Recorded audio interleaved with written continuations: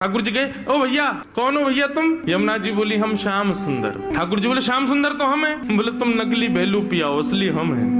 बोले, ऐसे कैसे? तुम पे वंशी बजानी आवे? देखो मैं वंशी बजा के दिखाऊं। ठाकुर जी ने वंशी बजाई, उससे बढ़िया यमुना जी ने बजा दी। बोले, मेरे पास काली कमली, तुम्हारे पास है? यमुना जी ने अपनी काली कमली दिखा दी। सब प्रकार से ठाकुर जी अपनी वस्तु दिखावें और यमुना जी उसको प्रस्तुत करें। बोले, अब कैसे सिद्ध हो कि असली श्याम सुंदर कौन है? यमुना जी बोली, मैं एक टेर बजाऊंगा, यदि मेरी टेर सुन के राधा रानी बगल में आके खड़ी है गई तो समझो वही असली श्याम सुंदर। जाके बगल में किशोरी जी आके खड़ी हूँ। अब ठाकुर जी बोले, हम तो मान करके बैठे, हमारे बगल में तो आएंगी नहीं, वो इन्हीं के बगल में आएंगी। जैसे ही टेर बजाई, श्री जी आने लगी। ठाकुर जी दौड़ करके गए श्री जी के चरणों में, आप मैं असली श्याम सुंदर, मेरे बगल में, मैं कभी मान नहीं करूंगा, आज के बाद आप मेरे बगल में बैठ जाओ, एक बार सिद्ध कर दो। श्री जी बोली, कौन कौन कहां से आ जाते हैं नकली नकली लोग, असली श्याम सुंदर तो वो है। श्री जी गई और श्री यमुना जी के बगल में जाके खड़ी हो गई। अब तो सब गोपियां उन्हीं के चंवर डुरावे, उन्हीं पे इत्र छिड़कावे, उन्हीं पे गुलाब जल अर्पित करें, सिंहासन पे उन्हीं को बैठावे, उन्हीं को भोग लगावे और दूर करे श्याम सुंदर रो में। बोले, मैं हूं असली श्याम सुंदर, जे कहां से नकली आ गए हो? जैसे ही श्याम सुंदर